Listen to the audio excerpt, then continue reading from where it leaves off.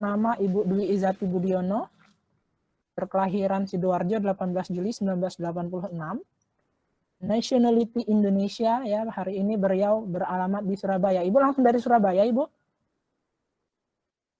Ya, ini lagi di Surabaya. Ya.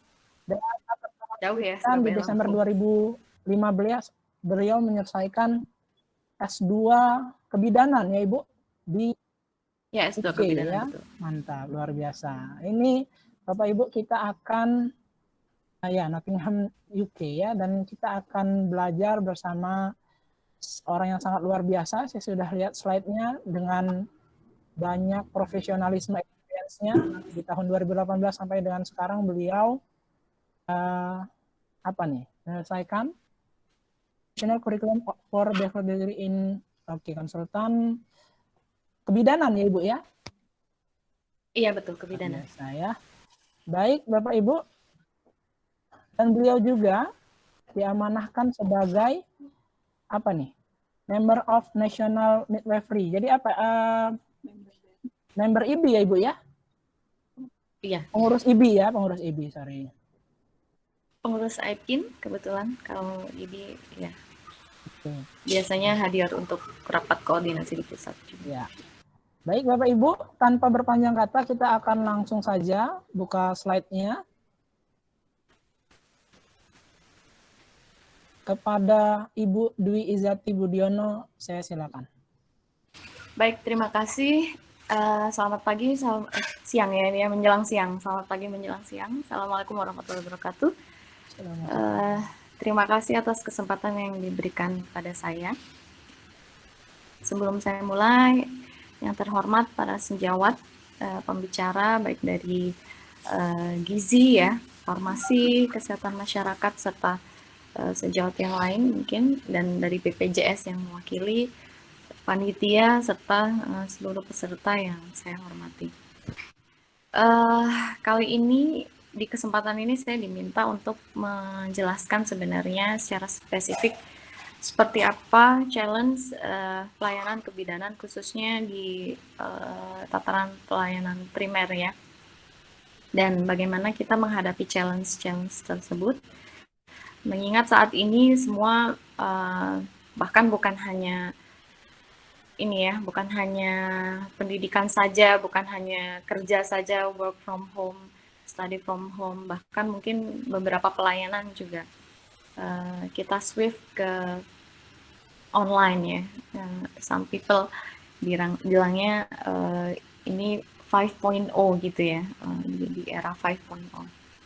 Tapi mungkin perlu untuk kita pahami bersama, dari ini spesifiknya untuk pelayanan kebidanan, ya, khususnya karena di kesehatan midwife, penting untuk kita sebagai bidan memahami kira-kira bagaimana, bukan hanya seperti apa mensiasatinya, tapi bagaimana kita memikirkan agar pelayanan yang kita harapkan serta tujuan yang sebenarnya harus menjadi tujuan utama dari pelayanan itu bisa tercapai, begitu. Nah, jadi nanti kurang lebih outline yang akan saya sampaikan, yang pertama seperti apa secara umum, ya, masalah maternal and neonatal health ini di situasi pandemi ini yang kita hadapi. Lalu yang kedua, overview tentang seperti apa prinsip pelayanan, dan kita lihat mungkin dari beberapa rekomendasi international organization, baik WHO maupun ICM, yang saya yakin untuk rekomendasi dari IBI maupun Kementerian Kesehatan juga sudah banyak disebar, yang pasti juga semua mungkin lebih terpapar, tapi kita lihat prinsipnya juga dari Badan Dunia, serta challenge yang kita hadapi untuk praktek yang dilakukan di lapangan itu seperti apa, yang mungkin dapat mempengaruhi kualitas dari pelayanan itu sendiri. Dan yang keempat, recommendation of care, yang mungkin sedikit banyak, ya, bisa kita terapkan gitu, ya, pada pelayanan. Nah, sebelum nanti pemaparan mungkin, ya, kita lihat global datanya dulu. Dari Lancet, ini diterbitkan juga bulan Mei sebenarnya, benar-benar fresh, jadi harapannya update, ya, datanya. Pada di Lancet ini disebutkan sebenarnya situasi pandemi ini meningkatkan 31% kemungkinan kematian ibu. Jadi sebentar.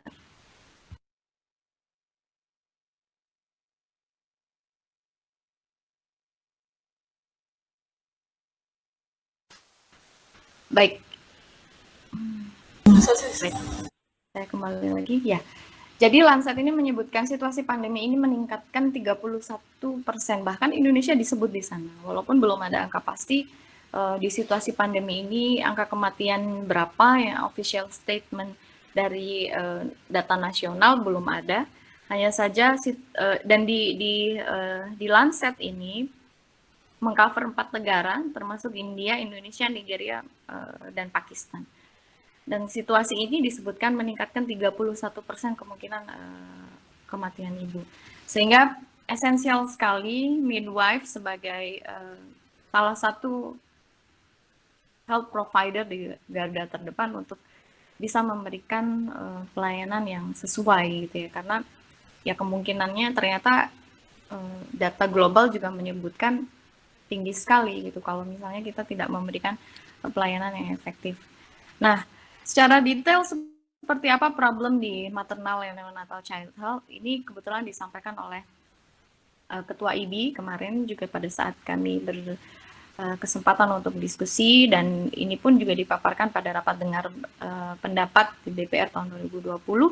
Kurang lebih yang kita hadapi saat ini, yang pertama yaitu pengetahuan ibu dan keluarga terkait COVID-19 ini terbatas ya, serta seperti apa sebaiknya pelayanan kesehatan bagi ibu dan bayi baru lahir di era pandemi itu juga terbatas.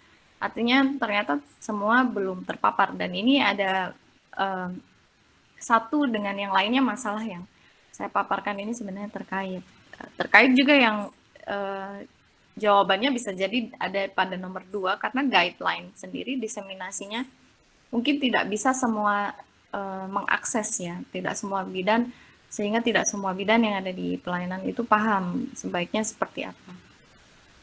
Dan ini menyebabkan ternyata datanya pun memang masih banyak pelayanan reguler khususnya di primary health care ini masih dilakukan seperti biasa, termasuk bahkan posyandu. Jadi di beberapa daerah ini masih terjadi menurut laporan data nasional itu. Jadi ini menjadi masalah tersendiri di era pandemi.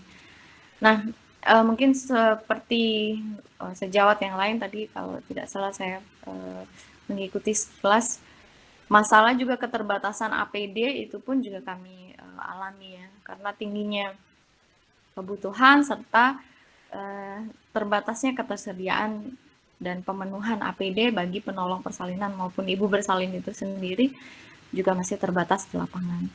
Serta saat ini kita ada pada situasi yang sebenarnya tergeser ya pelayanan kebidanan ini, karena ada beberapa juga yang sebenarnya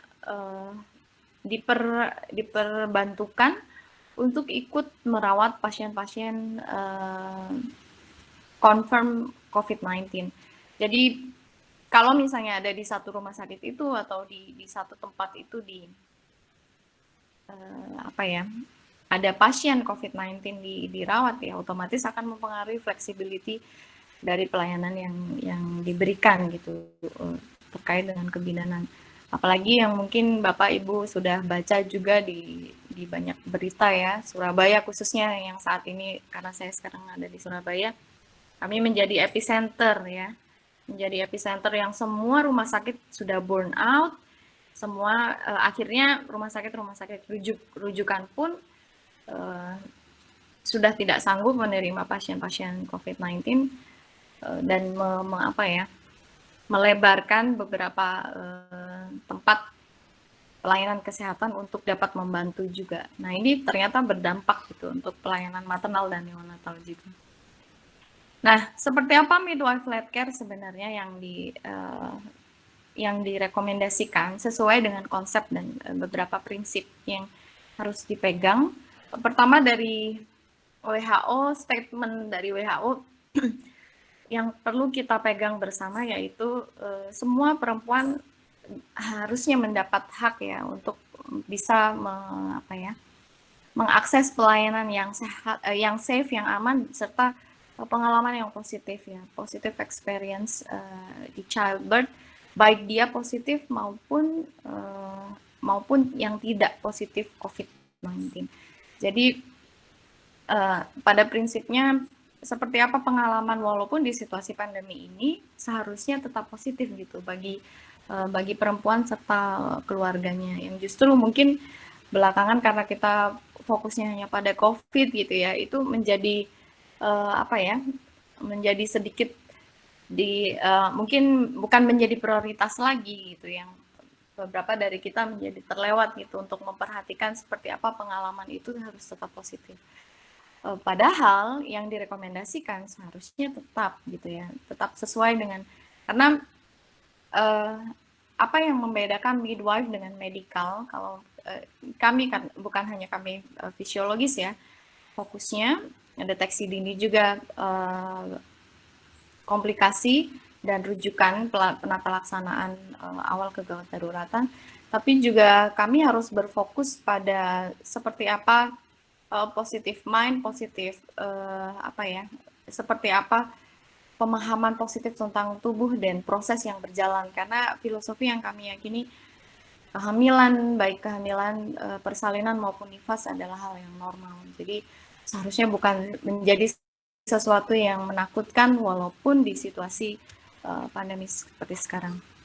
Nah, bagaimana memberikan pengalaman yang positif ini bisa melalui asuhan yang respectful sebenarnya, asuhan kebidanan yang respectful dengan beberapa komponen ya. Yang pertama yang WHO sebutkan itu respect and dignity, companion of choice, clear communication, seperti apa konsep pain juga, dan mobility pada saat persalinan itu juga diperhatikan. Jadi menjaga martabat serta privasi pasien itu harus menjadi hal yang diperhatikan juga pada saat memberikan pelayanan. Lalu kerahasiaan, kebebasan juga dari bahaya, dan seperti apa clear communication, jadi pasien itu bisa mendapatkan informasi dengan jelas. Misalnya, dan kita bisa memanfaatkan banyak hal gitu. Kalau tadi mungkin dari Bapak Perwakilan Pak Ari ya, perwakilan BPJS semuanya sudah serba mobile ya, kita aplikasi berbasis mobile gitu ya, itu pun harus kita manfaatkan saat ini. Kalaupun memang sulit hanya misalnya berbicara dari telepon, tapi banyak hal yang bisa kita optimalkan, misalnya kita membuat video conference, lalu komunikasi juga dengan grafik ya, itu banyak dari tadi juga teman sejawat dari gizi saya juga sudah lihat, dan kurang lebih kita bisa memanfaatkan hal yang sama. Serta informasi dan dukungan berkelanjutan selama persalinan pun itu juga tetap harus dilakukan.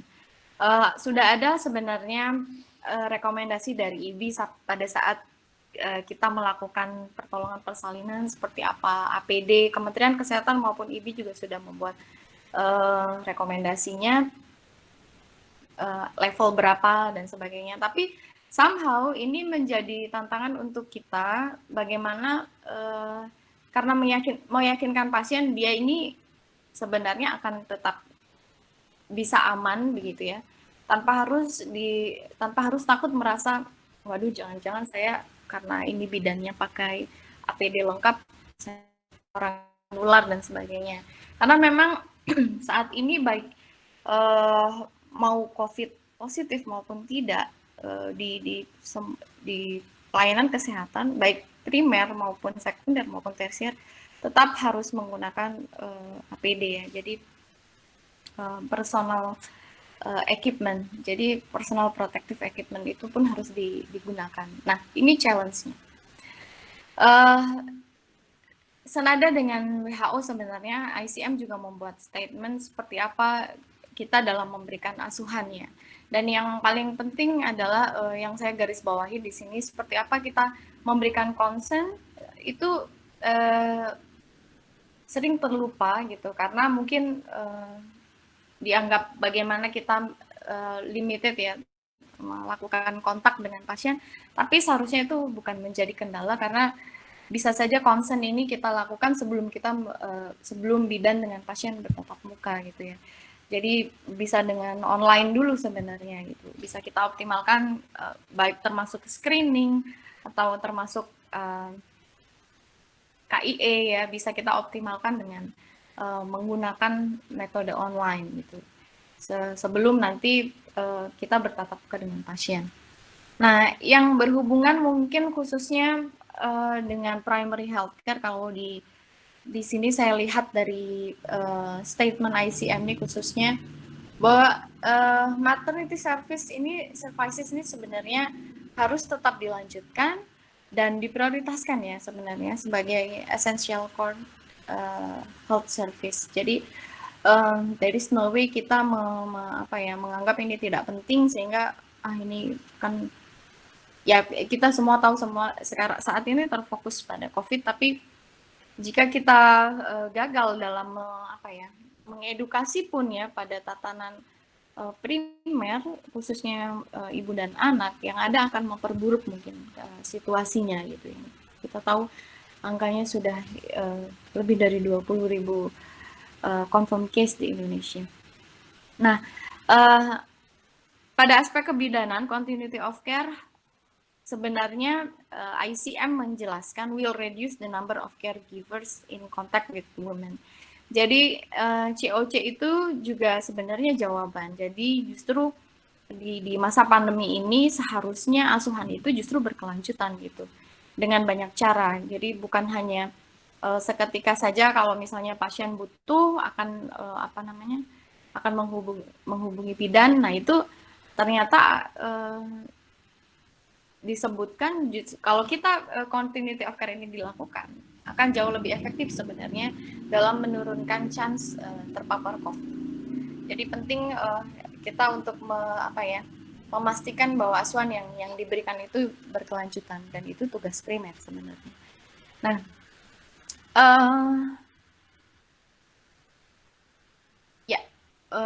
selain tadi yang di-statementkan berhubungan dengan pasien, ICN pun juga bilang ya, kami pun sebenarnya, dan saya yakin juga sejawat yang lain juga demikian, memiliki hak sebenarnya untuk dapat mengakses. Jadi walaupun di primer sebenarnya juga harus punya tetap akses APD gitu, seperti apa sanitasi dan seperti apa di sistem kesehatan kita ini agar tetap terjamin gitu ya dalam memberikan asuhan. Nah, dengan statement demikian, baik WHO maupun ICM, akhirnya kita sampai pada challenge-nya gitu ya. Kalau kemarin diskusi dengan Mas Dwi gitu yang menghubungi saya, intinya seperti apa 5.0 ini membawa challenge tersendiri untuk kita. Dan ini adalah beberapa key problems yang kami temukan. Jadi karena semuanya serba online gitu, tapi akhirnya menjadikan kita bertanya apakah ini sudah cukup woman centered gitu, woman centered ya. Karena kalau ini ternyata tidak woman centered yang menjadi filosofi kita pada yang utama gitu, akhirnya akan mendiscourage ya perempuan itu untuk tidak akan mau untuk mengakses gitu. Sudah saya nggak usah periksa aja lah. Gitu. Bedanya sibuk, bedanya apa? Misalnya di-treat seperti benar-benar orang sakit misalnya. Itu akan ada chance untuk membatasi mereka untuk mengakses gitu justru. Walaupun aksesnya itu tidak harus selalu bertatap muka seperti yang sudah direkomendasikan oleh Kementerian Kesehatan ya di Indonesia. Kita bisa membuat sesi, kita bisa bertatap muka melalui online. Terakhir saya juga dapat update dari Ketua IBI Pusat, Ibu Emi. Mudah-mudahan saya nggak tahu ini ada perwakilan dari BPJS atau tidak. Sedang diadvokasikan bagaimana tatap muka online ini bisa mungkin atau tidak masuk pada coverage BPJS ya. Itu yang terakhir sedang diadvokasikan oleh Ketua IBI. Nah, dan seperti apa key problems ini limited support ya di fasilitas, karena sudah tahu situasinya pandemi, akhirnya tidak boleh banyak yang datang ke rumah sakit gitu ya, atau ke puskesmas misalnya, atau ke PMB. Jadi nanti yang misalnya yang mendampingi persalinan satu saja misalnya, bahkan mungkin ada yang tidak boleh. Nah ini bisa jadi ini akan membuat si pasien ya atau perempuan ini merasa unsupported gitu, jadi tidak merasa disupport gitu, dan merasa sendiri bahkan mungkin, apalagi melihat bidan dengan APD-nya gitu ya level sekian gitu. Jadi seperti waduh, rasanya akan seperti apa ya, meningkatkan kekhawatiran yang ternyata disebutkan juga ini mungkin akan mengganggu kesehatan emosional dan physical health problem, karena seperti yang kita tahu ada keterkaitan gitu psikoneuroimunologi. Jadi kalau dia sudah ketakutan ya dia akan semakin khawatir. Nah, key problems yang lain, overwhelm providers. Jadi sudah kita banyak ketahui ya, sebenarnya apalagi di beberapa tempat itu sudah banyak yang burnout, tapi banyak yang COVID, tidak ada pasien lain selain COVID, akhirnya rumah sakit terbebani, beberapa diantaranya dengan terpaksa akhirnya dipecat gitu ya. Jadi pengurangan ini pun juga menambah situasi ya, overwhelming gitu. Akhirnya mereka banyak yang kewalahan juga di lapangan dengan harus menggunakan APD sekian jam gitu misalnya, itu juga menjadi masalah. Sehingga mungkin situasi ini akan membuat terjadinya poor communication dan lack respect yang mungkin tidak diharapkan ya, maksudnya tidak diniatkan oleh bidan, tapi karena beban pekerjaan yang tinggi juga, akhirnya komunikasinya pun juga tidak efektif. Nah, jika ini terjadi ya, mungkin akan mempengaruhi gitu otonomi perempuan dalam memilih asuhan pelayanan, yang apa yang menjadi rekomendasi internasional pun juga tidak akan tercapai gitu. Karena restricted ya, dengan semua harus serba safe di COVID ini, artinya kita ya bukan berarti tidak safe gitu, tapi bagaimana menjaga ini tetap safe dan tetap memperhatikan seperti apa prinsip-prinsip filosofi ini bisa tetap juga dilaksanakan. Nah, mungkin secara singkat ya, best practice apa yang bisa dilakukan during pandemi era ini, khususnya untuk yang di primer, tetap kita lakukan screening ya sejak kehamilan, bahkan bisa jadi sebelumnya ya, apalagi kalau sejak perencanaan kehamilan kita bisa sudah melakukan tatap muka akan jauh lebih baik, walaupun tidak harus bertatap muka langsung, tatap muka online dalam tanda kutip, tetap harus dilakukan, dan kita harus mendevelop sistem yang inovatif. Dan best practice ini sebenarnya yang merekomendasikan adalah United Nations atau PBB ya. Seperti apa membuat pelayanan tetap inovatif walaupun dari jauh gitu, walaupun dari jarak jauh dan online, termasuk additional intervention ya untuk maternal support dan anxiety management. Jadi selama karena sekarang yang seperti kita tahu kelas antenatal pun juga belum boleh dilakukan rekomendasi oleh IBI ya, tapi kita bisa membuat itu menjadi hal yang inovatif ya. Contohnya misalnya kita bisa membuat seperti apa simulasi persalinan dengan boneka atau apapun gitu ya, kita jelaskan, dan kita tetap bisa membuat kelas itu online juga bisa gitu. Jadi kita memang butuh inovasi ya dalam agar bisa tetap memberikan pelayanan primer dengan sesuai.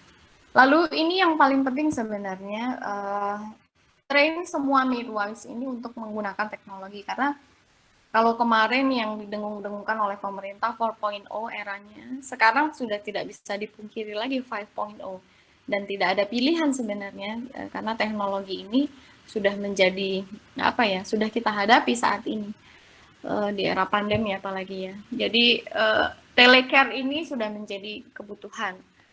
Kita bisa banyak platform, misalnya bisa Zoom, bisa Google, atau bisa apapun yang memungkinkan. Dan yang saya dengar sih kalau tidak salah Google Meet ini lebih ringan ya. Nah, itu juga bisa dimanfaatkan gitu untuk memberikan pelayanan primer. Dan terus mengadaptasi seperti apa, keep up dengan recent update baik dari badan internasional dan kita terapkan secara spesifik sesuai dengan kebutuhan kita di nasional, dengan tetap memperhatikan seperti apa rekomendasi dari kementerian maupun organisasi IBI. Nah, apa yang bisa midwife lakukan? Sebenarnya prinsipnya hanya satu, sesuai dengan apa yang perempuan itu harapkan. Karena untuk mencapai, untuk melakukan respectful midwifery care, agar tercipta ya positif care itu seperti apa during childbirth gitu, itu harus berdasarkan apa yang perempuan inginkan. Jadi dengan tetap aman, dan ini sebenarnya sudah menjadi global campaign gitu, World Women's Month. Kalau tidak salah melibatkan 1,2 juta orang ya, berharap ya pelayanan ini harus sesuai dengan kebutuhan gitu, bukan kita being preskriptif, ibu harus ini gitu, tapi kita kurang mendengarkan apa yang mereka inginkan gitu. Apalagi di situasi pandemi ini ya, dengan banyaknya informasi, mungkin banyak juga yang tidak benar, beberapa hoax, beberapa apa dan sebagainya. Keterbatasan mereka untuk bisa memahami banyaknya ya mungkin informasi-informasi tersebut, kita justru penting sekali di situ support seperti apa emotional health gitu. Jadi itu juga bisa, itu adalah salah satu respon maternal and neonatal child health di pandemi ini yang harus kita lakukan. Dan yang penting juga kita mentraining apa ya, kebutuhan self care. Kita pun sebagai care provider juga harus memahami ya seperti apa tetap bisa memberikan pelayanan aman untuk keduanya. Jadi bukan hanya aman untuk pasien, tapi kita pun juga, apalagi di challenge yang sekarang APD semua serba terbatas. Nah, ini seperti apa gitu. Sampai kemarin ada yang pakai jas hujan dan sebagainya ya untuk teman-teman yang klinisi gitu. Ini pun juga harus menjadi perhatian gitu. Promoting person-centered atau woman-centered care ini benar-benar harus jadi hal yang utama dalam memberikan pelayanan. Terakhir mungkin sebelum saya akhiri, midwife defenders of women's rights seperti yang ini adalah statement ICM ya, apalagi tahun 2020 ini sebenarnya tahunnya nurse and midwife gitu. Jadi seharusnya ini tidak lepas walaupun kita menghadapi situasi sulit seperti sekarang ya. Dan situasi ini sebenarnya bukan hanya kita alami, tapi juga bahkan hampir di seluruh dunia, lebih dari 200 negara yang terimpact COVID-19 ini ya. Nah, mudah-mudahan walaupun sulit seperti ini, kita masih tetap dapat ya menjadi mampu memperjuangkan hak-hak wanita gitu, karena fokus dari midwife ini adalah perempuan seluruh siklus hidupnya, dan semoga kita bisa tetap mampu menjadi pembela hak perempuan gitu ya, dan memberikan pelayanan yang aman. Baik, terima kasih. Itu saja dari saya. Saya kembalikan ke Mas Anggun.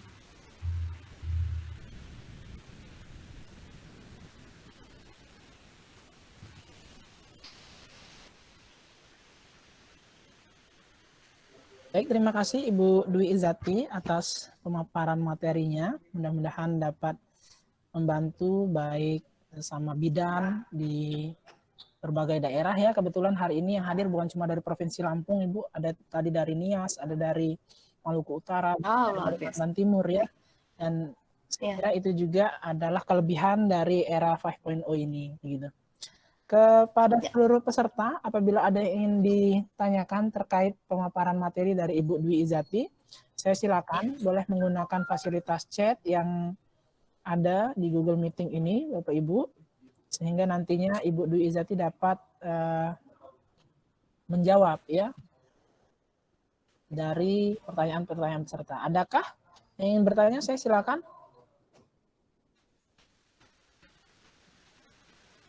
Atau kalau ada yang mau pakai fasilitas voice call-nya, boleh juga ya, di tap dulu. Sepertinya itu ada pertanyaan di chat-nya, Mas.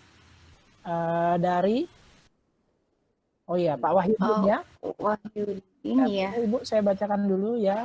Mungkin ada yang tidak sempat atau belum bisa membuka fasilitas chat-nya.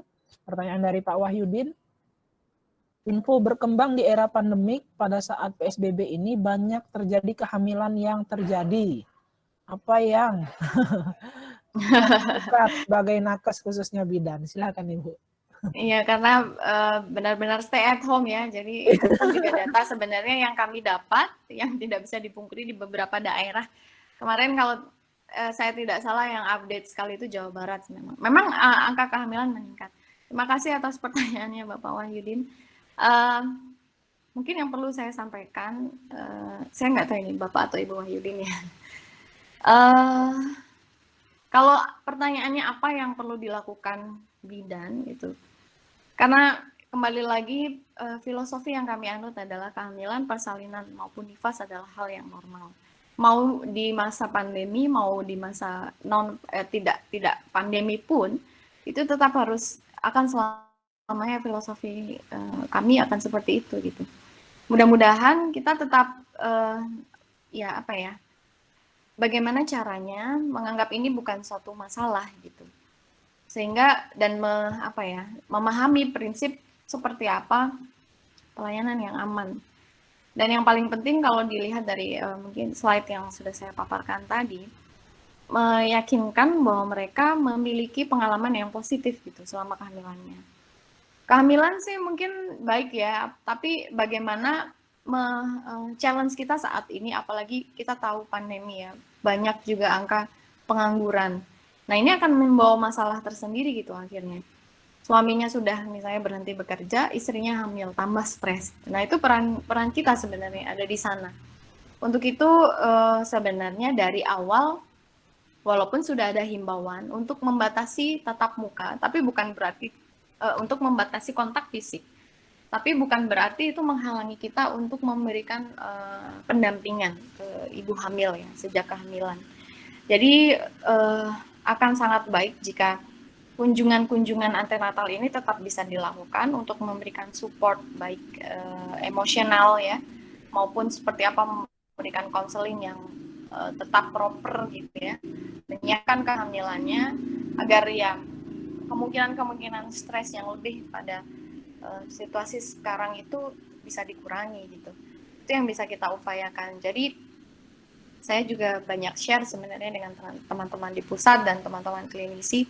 Banyak sekali mereka inovasinya gitu ya di kelas-kelas online gitu. Karena walaupun kelas antenatal tidak bisa dilakukan, artinya bukan berarti nanti kita membiarkan ibu-ibu yang banyak sekali yang hamil saat ini stres begitu. Jadi pendampingan yang harus kita lakukan dan prinsip pelayanan yang kita lakukan tidak boleh jauh dari filosofi bidan gitu. Bagaimana kita menganggap ini sebagai situasi sebagai keadaan yang normal gitu. Jadi dalam tanda kutip tidak menakut-nakuti ya, tapi tetap realistis dengan situasi sekarang seperti apa menjaga kehamilannya agar ibu ini pun bukan hanya sehat secara emosional tapi juga secara fisik begitu.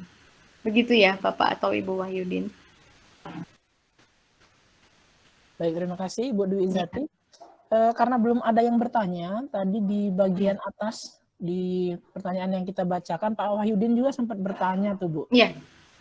Untuk apa? Mungkin untuk hal preventif, promosi terhadap ibu hamil bisa dilakukan melalui medsos secara online. Ya. Tapi untuk pemeriksaan klinis dan penunjangnya tidak bisa, artinya harus datang sehingga pelayanan dapat diberikan sesuai dengan prinsip yang ada. Betul. Bagaimana dan apa yang harus kita lakukan dalam hal ini? Kebidanan ya, bidan gitu sebagai tenaga kesehatan Ibu. Iya. Jadi kalau saya tidak salah ya, ada beberapa prinsip memang penyelenggaraan pelayanan kebidanan pada masa pandemi COVID-19 ini dengan tetap memperhatikan seperti apa pelayanan yang respectful. Ini pun di state oleh Kementerian Kesehatan. Saya setuju dengan Bapak Kementerian Kesehatan dan IBI ya. Saya setuju dengan Bapak atau Ibu Wahyudin ini bahwa kita memang tetap harus at some point kita harus bertemu secara langsung in person dengan pasien. Memang iya. Tapi mungkin perlu kita pahami sebenarnya ini di statement yang rekomendasi yang diberikan oleh Kementerian Kesehatan itu terbagi atas 3, mulai pra pelayanan, pada saat pelayanannya maupun pasca pelayanan. Nah, kita bisa optimalkan di pra pelayanan ini untuk konsultasi, penyuluhan, KIE, setuju sekali ya ini kalau ditulis oleh Bapak atau Ibu Wahyudin dengan media sosial secara online ini. Betul, konseling dilakukan melalui online termasuk pemberian informasi tambahan tentang COVID-19. Jika perlu membuat janji private ya untuk melalui telepon ataupun WhatsApp atau apapun karena sekarang platform sebenarnya banyak sekali. Nah, kita bisa melakukan bukan hanya KIE tapi pengkajian komprehensif pun bisa dilakukan online. Apa yang kita bisa lakukan, kita lakukan online. Sesuai standar tentunya ya, dengan menggali informasi contohnya ya, yang berkaitan dengan, apalagi khususnya yang berkaitan dengan kewaspadaan COVID-19 begitu. Lalu screening juga bisa kita lakukan dulu sebelum kita tatap muka, screening faktor risiko misalnya, dan bukan hanya faktor risiko untuk kehamilannya, tapi juga faktor risiko kemungkinan terinfeksi COVID dan sebagainya, itu juga bisa kita lakukan online begitu ya. Dan jika perlu kita melakukan rujukan terencana, baik bagi ibu maupun bayi. Jadi ini pun bisa dikoordinasikan secara online.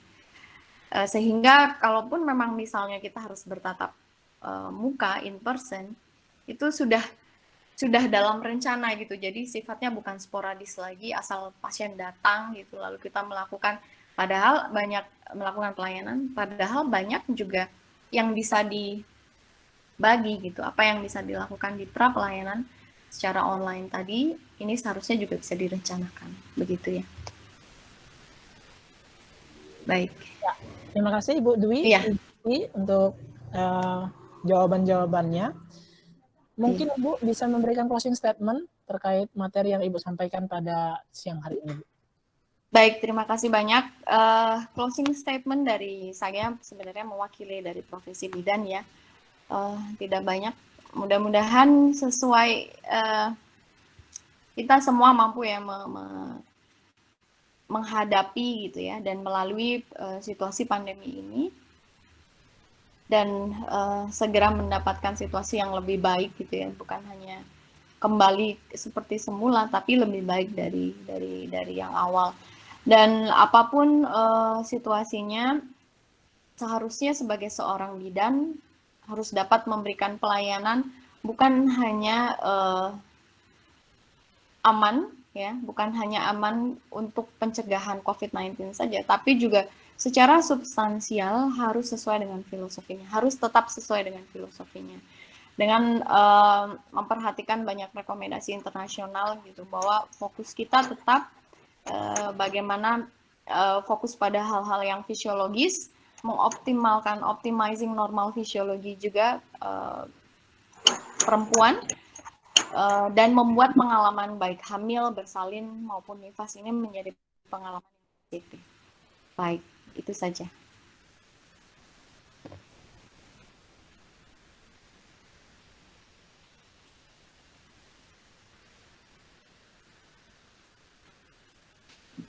Mohon maaf, suaranya hilang ya Mas Agung?